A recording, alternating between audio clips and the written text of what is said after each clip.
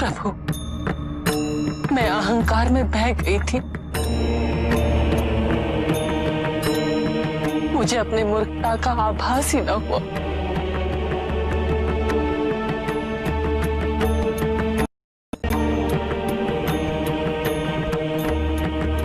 परिश्रम का उद्देश्य केवल जीविकोपार्जन होता है दारुका।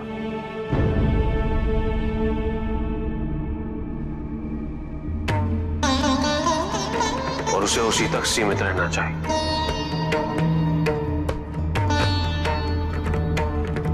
परिश्रम से हमें भोजन प्राप्त होता है और उससे हमारी क्षुधा मिटती।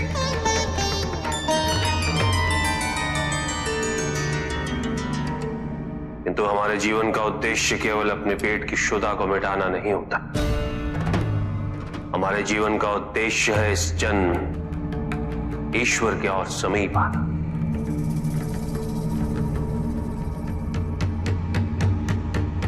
और ये केवल आत्मा के विकास से ही संभव है। और आत्मा का विकास केवल चिंतन, मनन, संगीत और सत्संग से ही संभव होता है।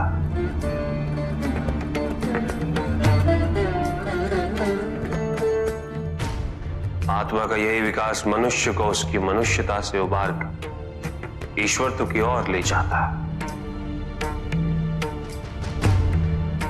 इसलिए केवल यह सोचना कि जो परिश्रम नहीं कर रहे वो आलसी, ये उचित नहीं।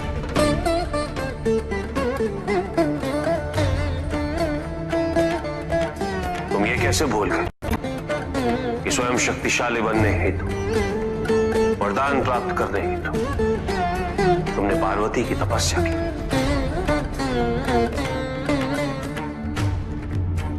क्या तुम अपनी तपस्या को आलस्य का उदाहरण मानोगी?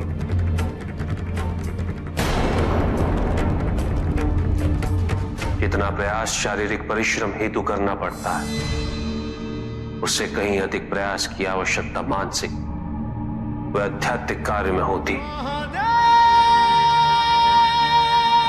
अपने स्वार्थ से ऊपर उठना पड़ता है।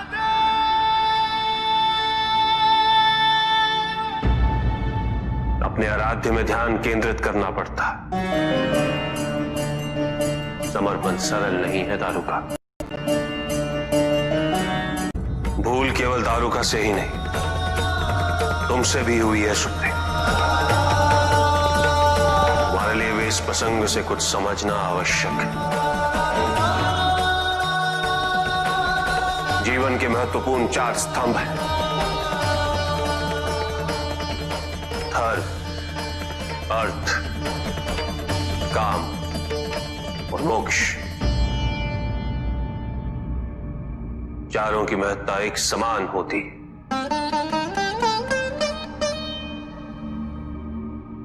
केवल धर्म के लिए शेष तीनों उद्देश्यों से विमुख हो जाना ये उचित नहीं, और ये ईश्वर को भी स्वीकार्य नहीं।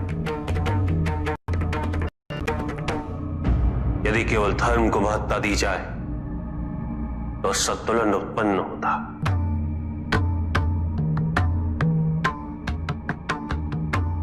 परिणाम स्वरूप जीवन में जब भी इस प्रकार का कोई संकट उत्पन्न होता है तो मनुष्य संपूर्ण रूप से स्वयं को ईश्वर के प्रति आश्रित कर देता है। वो स्वयं कोई प्रयास नहीं करता। वो इस भ्रम में जीने लगता है कि ईश्वर आएंगे और उसकी सहायता करेंगे।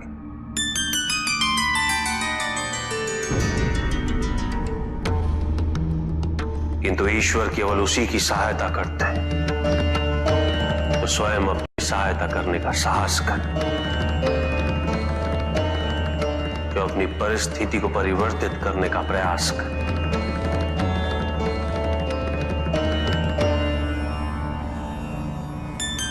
अपनी भूल को स्वीकार करने के लिए साहस की आवश्यकता होती है दारुका। और यदि अपनी भूल का आभास हो जाए तो क्षमा मात्र एक औपचारिकता है। ये क्षेत्र पार्वती के वरदान से बसा है। इसलिए मैं यहां ज्योतिर्लिंग रूप में वास करूंगा, नागेश्वर बन के। महादेव महादेव महादेव महादेव महादेव महादेव। और दर्शन प्राप्त करने के पश्चात भटके हुए मनुष्यों को सही दिशा प्रदान कर सकूं।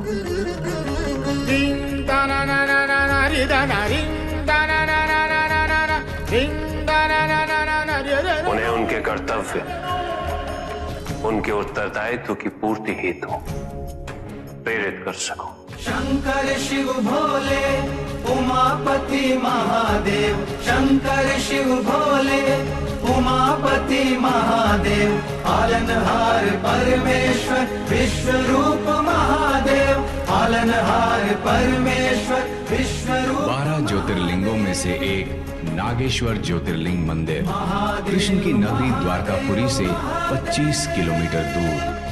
यहाँ महादेव को नागेश्वर और माता पार्वती को नागेश्वरी के रूप में पूजा जाता है।